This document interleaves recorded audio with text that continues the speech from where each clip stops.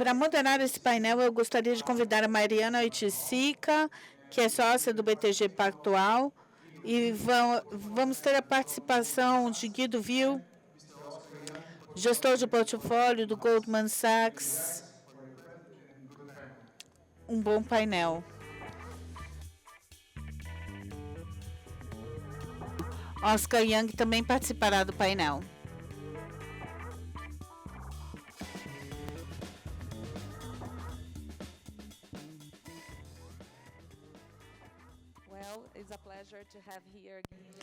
É um prazer ter comigo o Guido e o Oscar. Eles são gestores de carteira de fundos sustentáveis, que são fundos que se focam no investimento em empresas que vão ter bons resultados e levam em consideração os fatores ESG. Para começar essa discussão, eu gostaria que vocês se apresentassem e falassem sobre o que fazem. Guido, pode começar? Obrigado, Mariana. Bom dia a todos vocês. É uma das 3 palavras em português que eu consigo ouvir.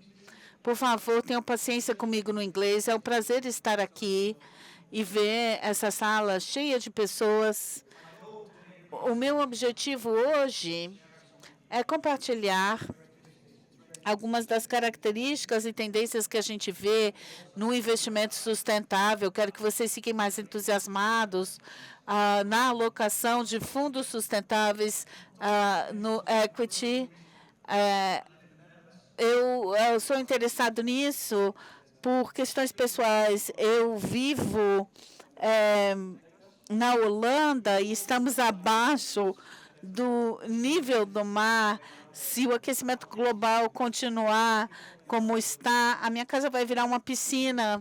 Então, voltando aqui para os investimentos, nós temos uma equipe de impacto para equity na Holanda, com 20 pessoas a nível global. Nós temos vários fundos de equity e outros fundos de impacto, ESG, e a gente vem fazendo isso há mais de 20 anos.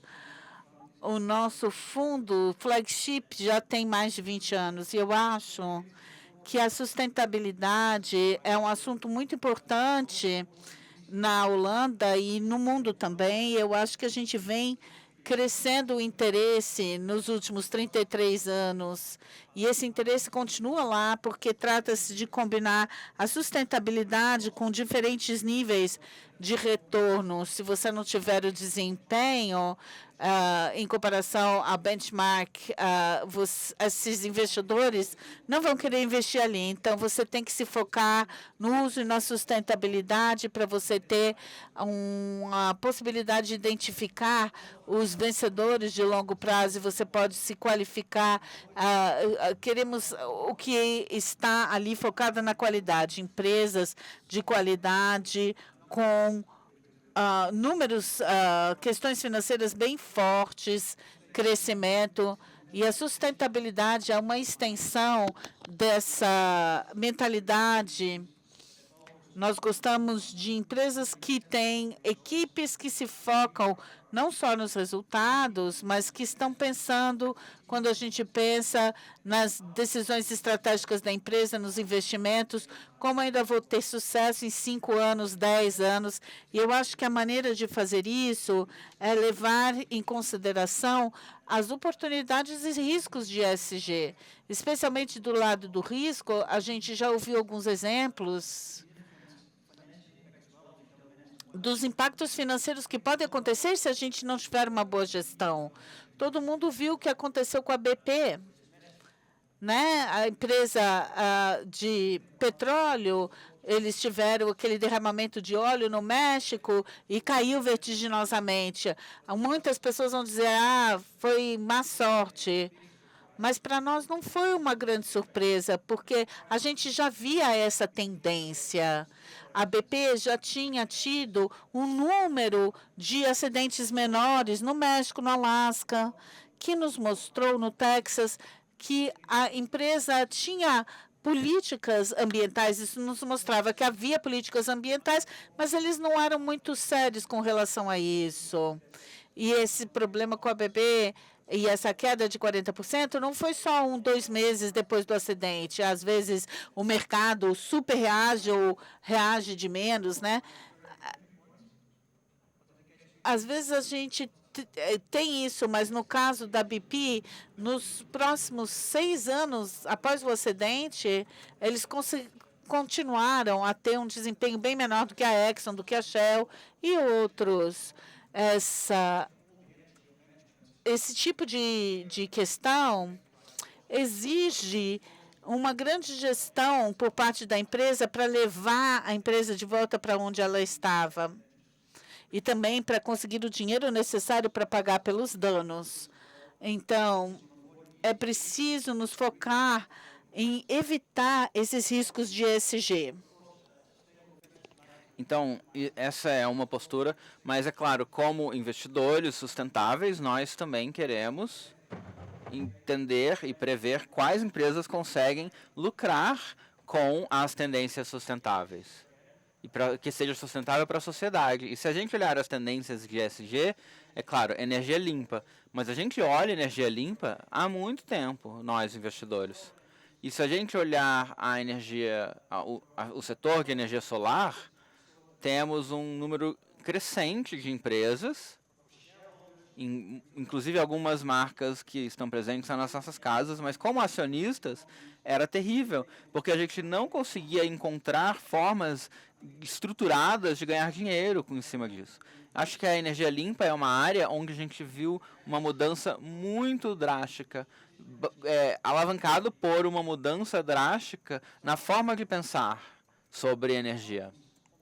Nós vemos, inclusive, empresas que entram na Bolsa que trabalham com a energia solar de uma forma muito mais eficiente, muito mais poderosa. E temos no nosso portfólio, há vários anos, empresas que investem e produzem inversores solares.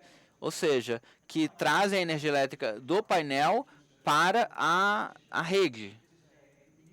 E isso é um campo de tecnologia único, onde você realmente consegue fazer uma grande diferença com um produto de maior qualidade.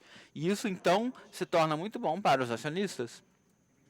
Portanto, miramos na qualidade e queremos mitigar esses riscos e encontrar aberturas para que a gente realmente abra as oportunidades. E, é claro, nós queremos conhecer muito bem as empresas onde nós investimos e também queremos ser investidores com equity, porque eu acho que cada vez mais as empresas estão mais acostumadas com os investidores, acionistas, que podem fazer uma diferença, podem ter uma influência nas empresas onde elas investem. Então, para resumir, acho que o investimento sustentável que a gente busca hoje não é só um nicho. É, na verdade, uma forma muito sensata de investir em equities de uma forma geral.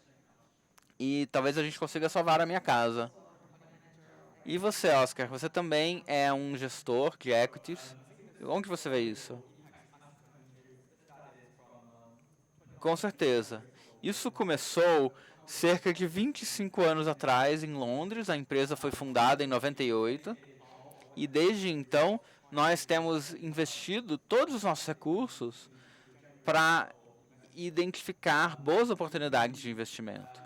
Nós acreditamos nas empresas que oferecem soluções e produtos para facilitar uma transição rumo a uma economia mais sustentável e que tragam um crescimento muito mais sólido. Temos aí muitas oportunidades. Então, acreditamos que o mercado financeiro vai ser moldado de uma forma considerável pela mudança climática. Isso inclui poluição, limitações de recurso, questões sociais, o que inclui demográficas, igualdade, equidade e inclusão. Então, todos esses desafios humanos que nós precisamos resolver também trazem oportunidades de negócios. Então, se as empresas conseguirem atacar esses problemas, as empresas que fizerem isso vão ser bem-sucedidas. E a gente tenta mapear essas oportunidades e encontrar empresas superiores para os investidores. Então, eu entrei na empresa em 2011, eu sou gestor de estratégias na Ásia. Eu estou sediado em Hong Kong, então foram vários desafios, mas muitos lucros também. Então, eu estou bem feliz de estar aqui. Legal. E agora, comparando a forma como o mercado era quando você começou e agora, Guido, você pode dizer um pouco sobre o que mudou? Com certeza. Foi uma jornada incrível. Como você pode ver pelo meu cabelo, eu comecei há bastante tempo. E eu lancei o meu primeiro fundo de equidade sustentável na Holanda há vários anos. Na época, a nossa mesa ficava no cantinho, longe de todos os outros produtos de equities. E se você olhar os dados disponíveis, a gente teve o lançamento dos primeiros produtos e ninguém realmente sabia o que se tratava quando a gente falava esses termos, mas nós tínhamos um grupo dedicado de investidores iniciais, principalmente fundações, que são nossos maiores consumidores, e alguns investidores de varejo, que também foram muito importantes para nós. E se você olhar nos últimos 23 anos, tudo que aconteceu com relação à disponibilidade, há tantas escolhas, tantas opções, que é difícil escolher. Mas o setor como um todo também é muito focado nas ESGs.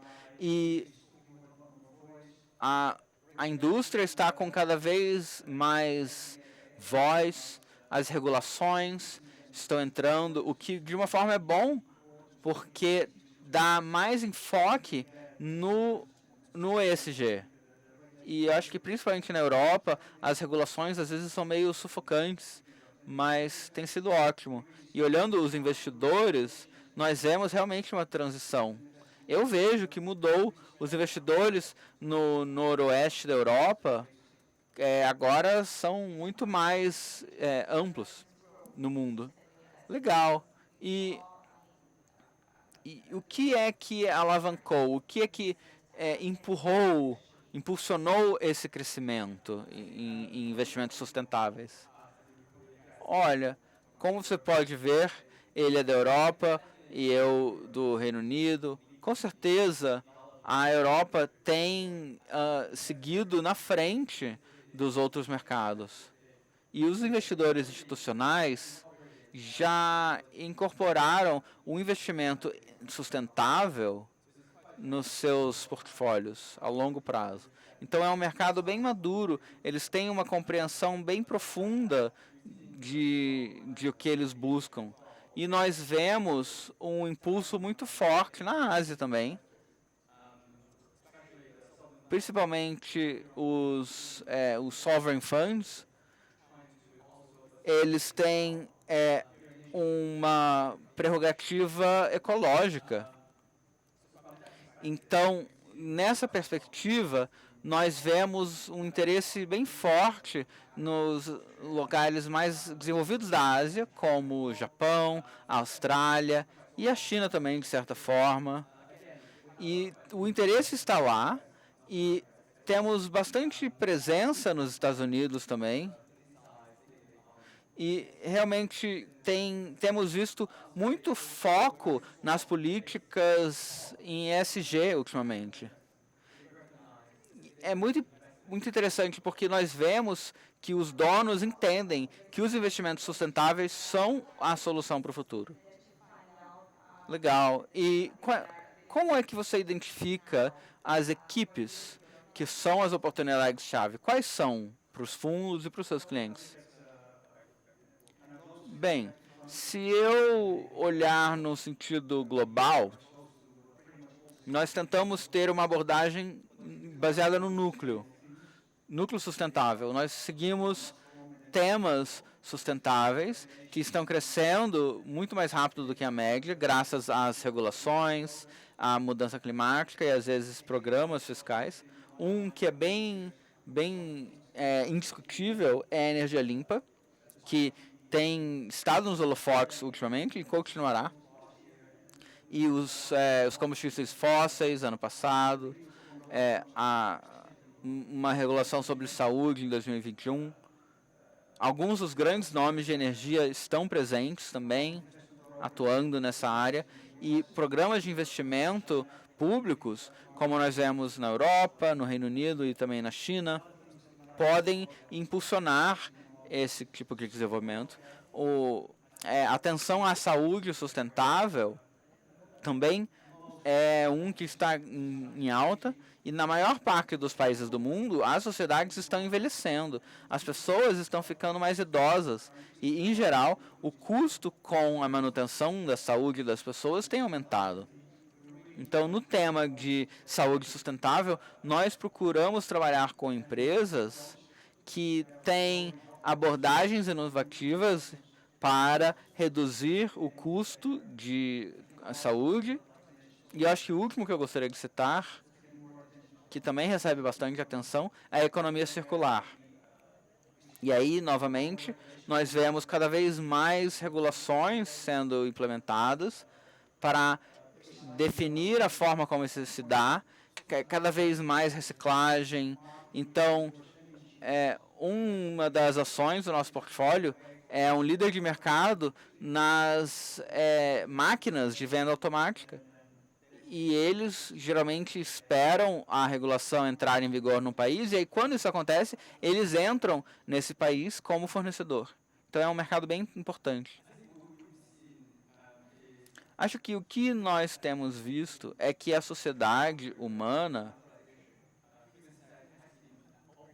tem operado sob um lema, digamos, uma estratégia de consumo dos recursos, ou seja, degradação do meio ambiente. Nós produzimos externalidades que são muito nocivas.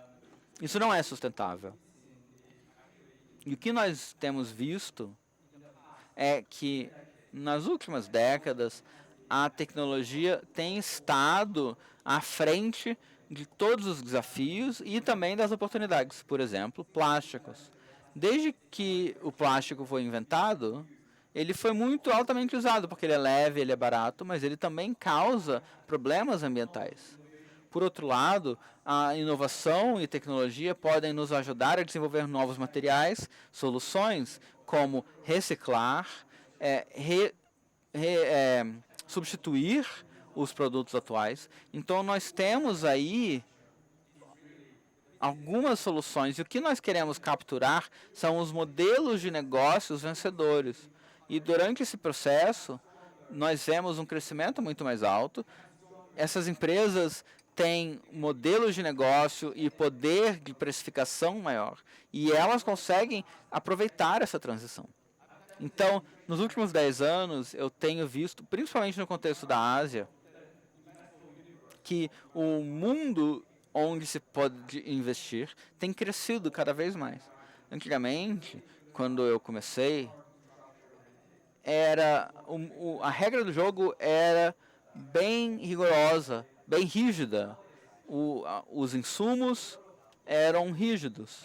Não era possível não usá-los. Mas hoje nós vemos o crescimento de outras tecnologias na Ásia. E isso tem melhorado a curva do gráfico como um todo. Então é aí que nós vemos modelos de negócios emergentes se despontando na frente dos outros. Entendi. E como você determina se uma empresa é ou não é sustentável?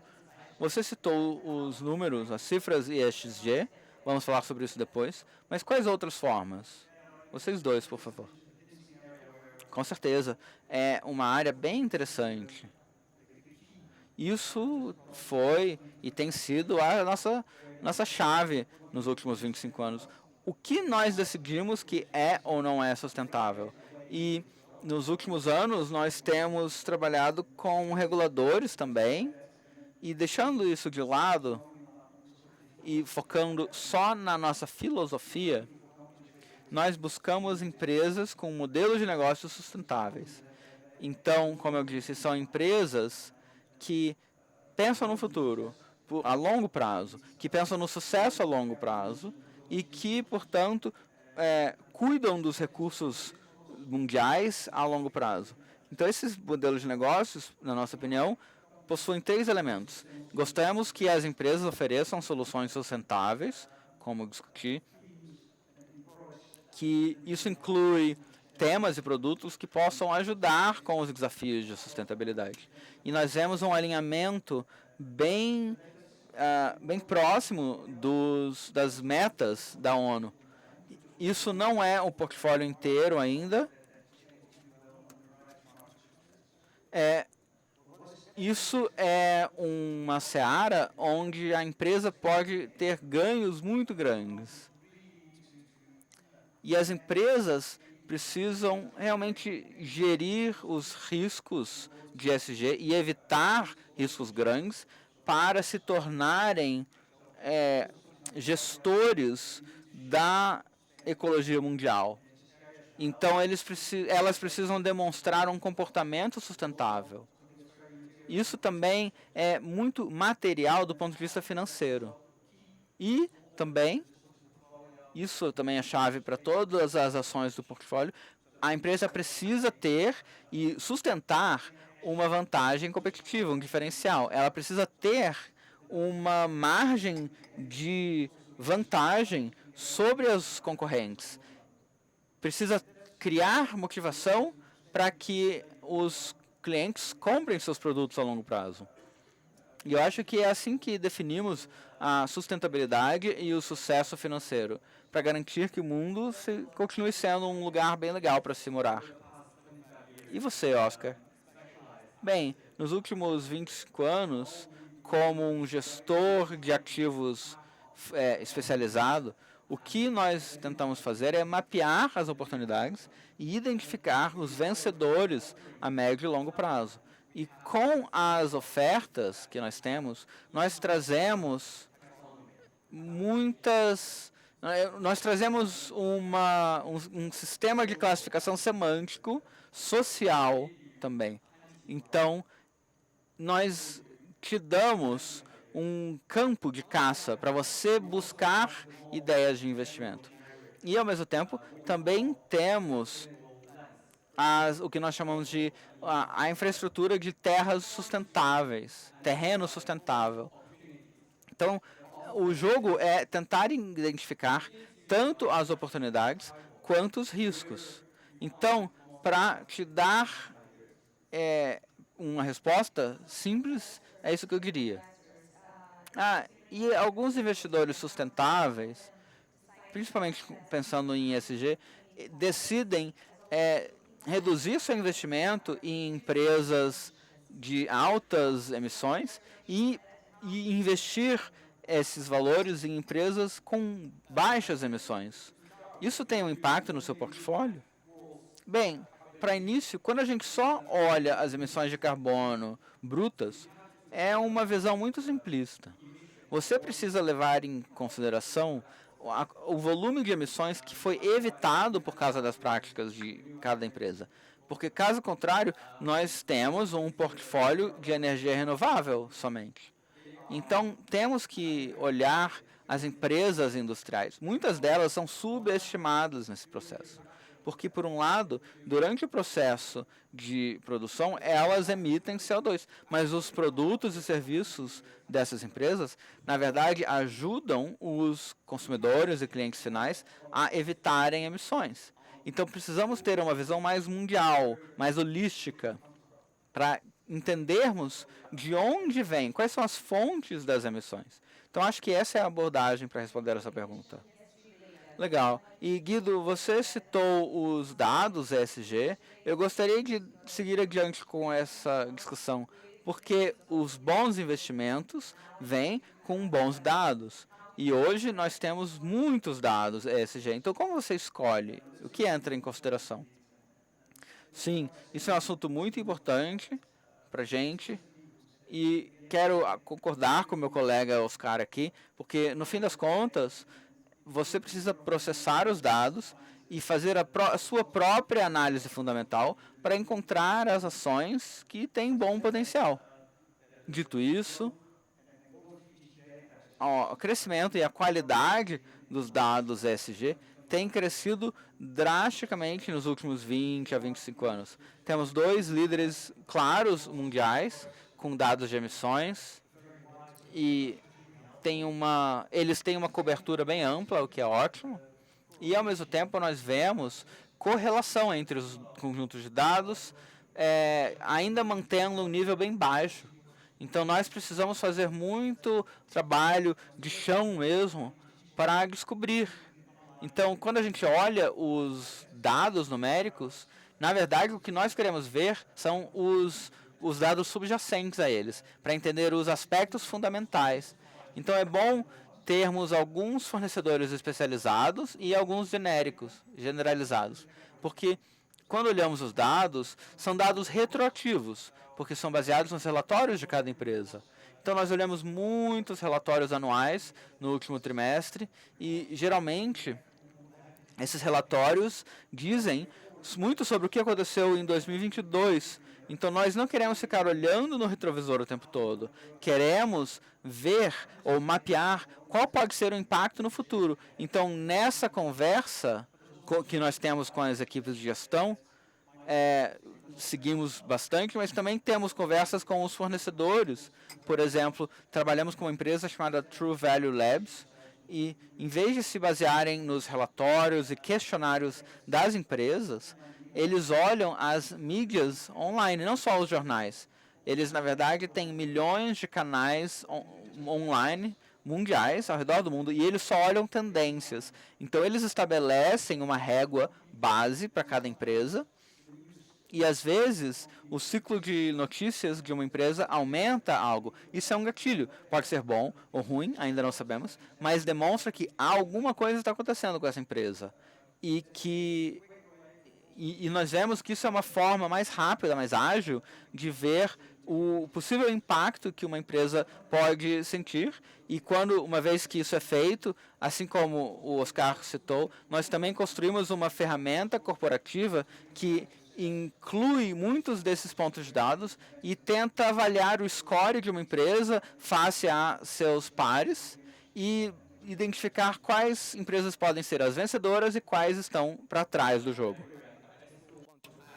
Eu concordo. Eu só quero acrescentar e enfatizar que nós acreditamos que o processo do ESG é muito mais importante do que o score. Quando a gente olha o score fornecido por um terceiro,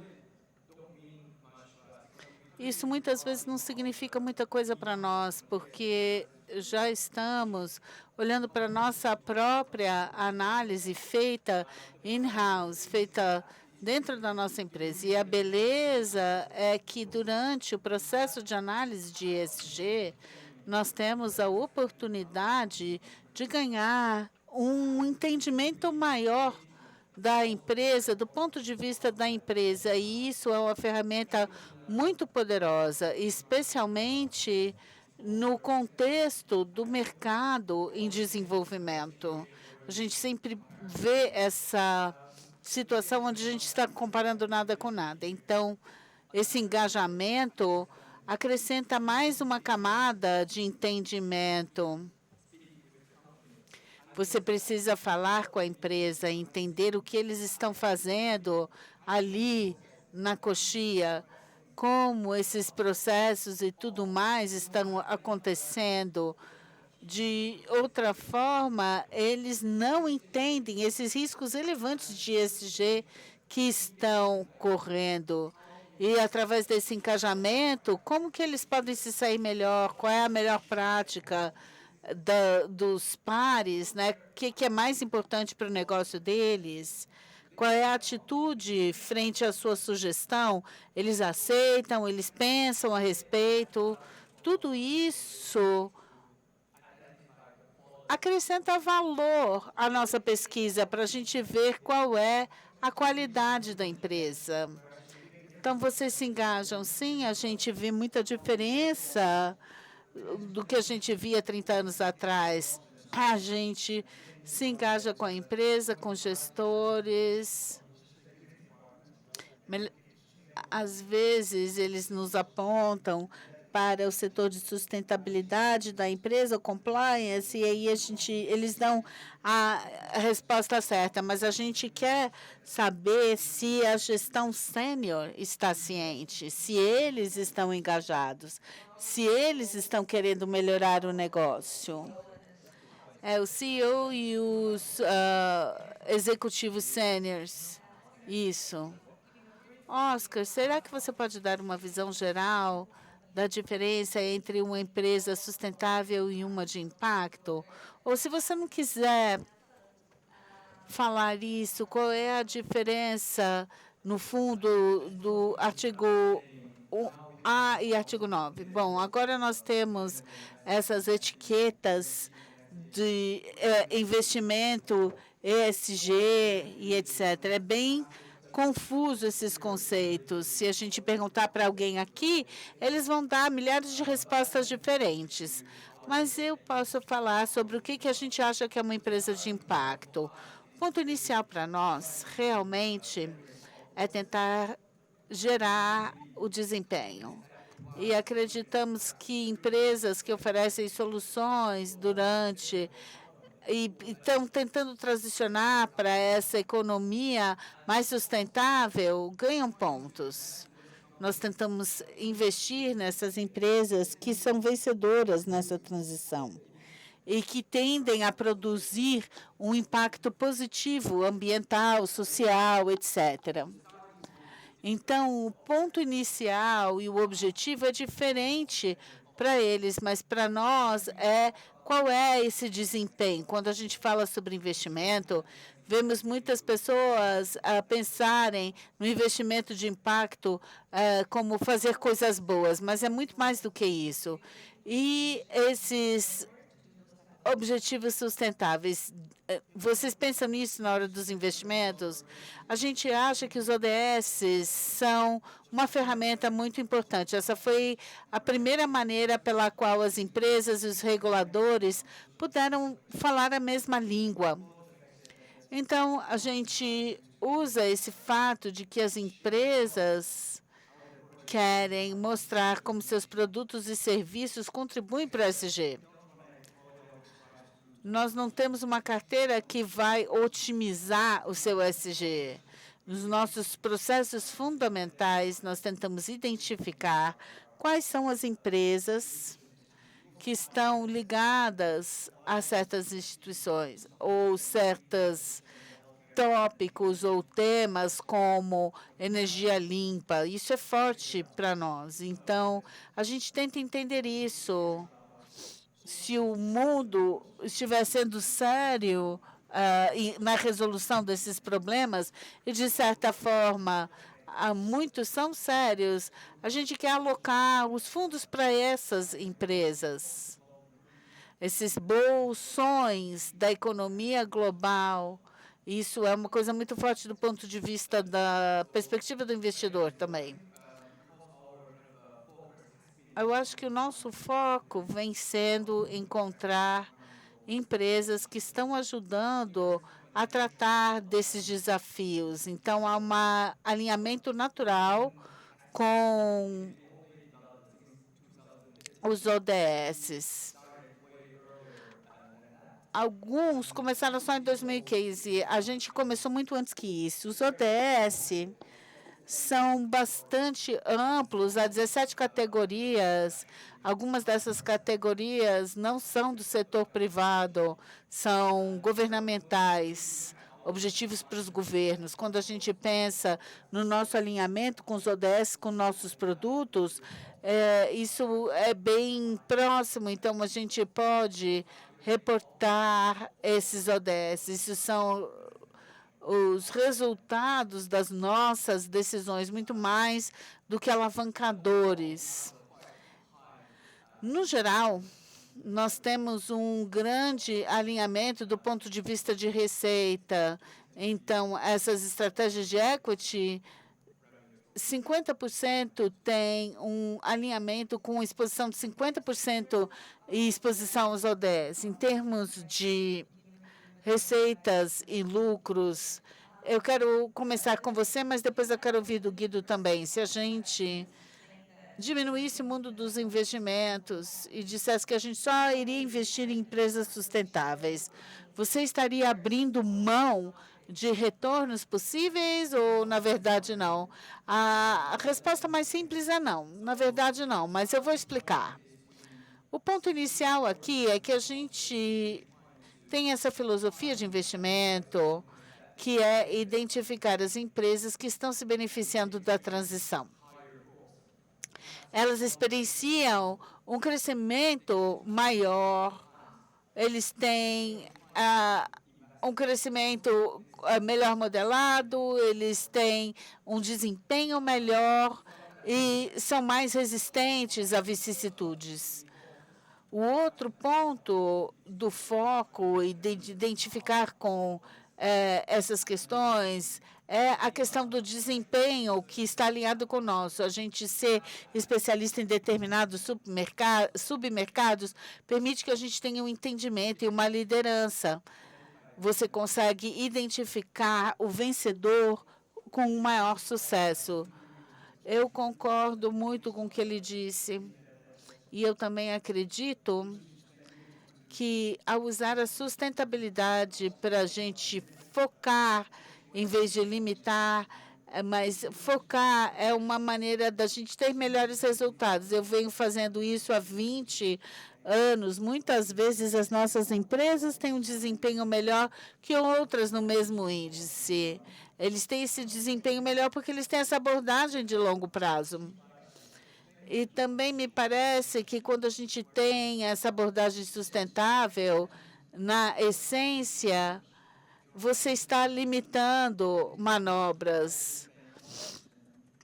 Se você quer limitar, você se limita apenas àquelas empresas que são pagadores altos.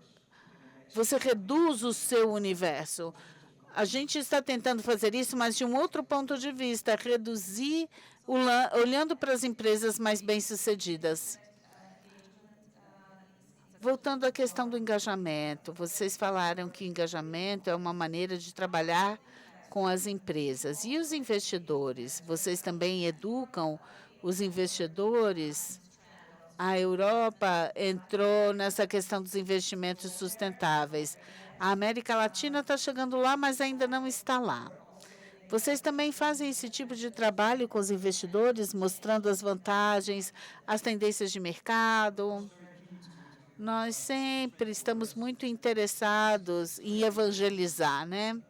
É muito importante ajudar os nossos clientes para que eles possam explicar aos clientes deles o que uma empresa sustentável significa, não esquecendo dos retornos financeiros quando falamos de sustentabilidade. Há mais de 20 anos isso vem acontecendo na Europa. Desde 2019 eu venho vindo para cá e falando sobre isso, e eu quero ficar o mais próximo possível dos clientes nessa indústria para poder aliviar as preocupações e também para ajudar a disseminar a informação. Essa é uma área que se desenvolve rapidamente. Os pontos de dados, as regulações, os insights, há sempre muita coisa para ser reexaminado. Na Europa também a gente passa bastante tempo educando os clientes. Eu acho que essa é uma outra parte do nosso trabalho. Por um lado, como empresa, estamos tentando manter a nossa vantagem competitiva como líder no que a gente faz. Nessa questão do modelo emergente e capturar a melhor oportunidade possível. Por outro lado, é crucial para nós trabalhar com nossos parceiros.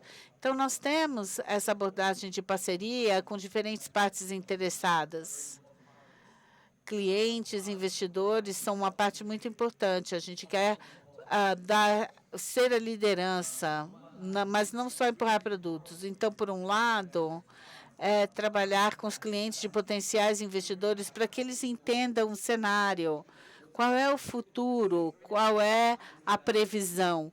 É muito importante entender essas questões mais amplas antes de tomarem decisões de investimento.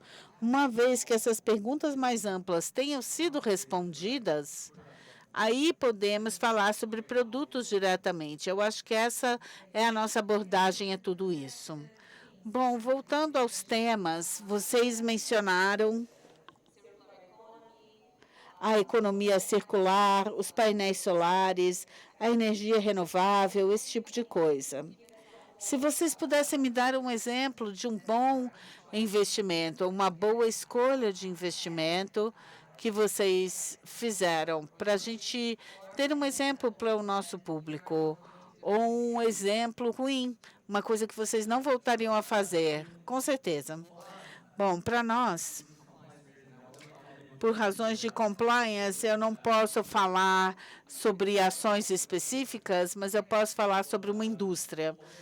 Então, nas últimas décadas, o que a gente viu, e isso também tem a ver com o meu ponto anterior, de que a Ásia está se focando no progresso da tecnologia, está tentando inventar uma nova tecnologia também, e tem a ver com baixar o custo para tornar isso possível do ponto de vista essa energia solar é muito importante. Nos últimos 10 anos, os painéis solares caíram em preço em mais de 80%. E essa tecnologia se tornou competitiva.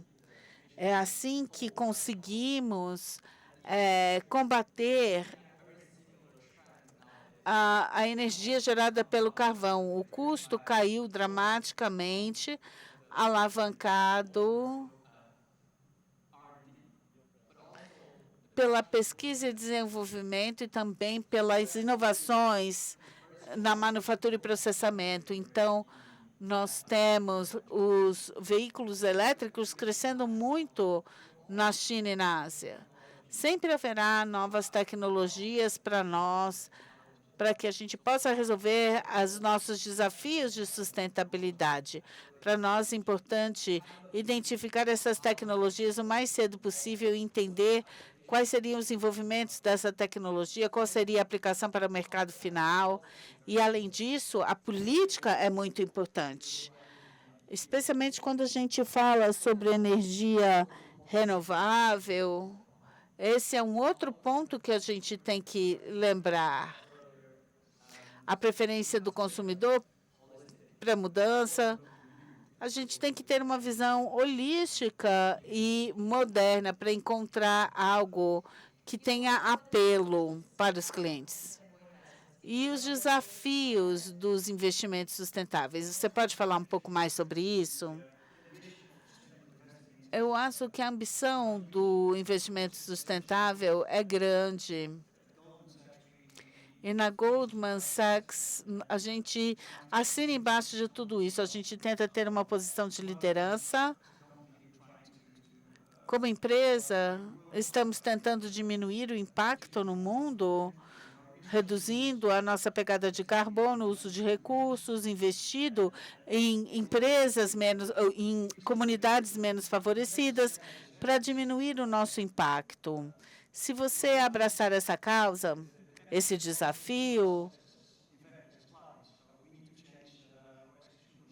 muitas vezes isso traz clientes, a gente tem que mudar as preferências do consumidor, mas isso vem dos reguladores que criam um cenário, criam um ambiente, mas para nós, como empresa, nós temos um programa que foi instalado, um programa bem ambicioso na Goldman Sachs alguns anos atrás, dedicando 750 bilhões de dólares para os pontos mais importantes, a transição climática, o crescimento inclusivo.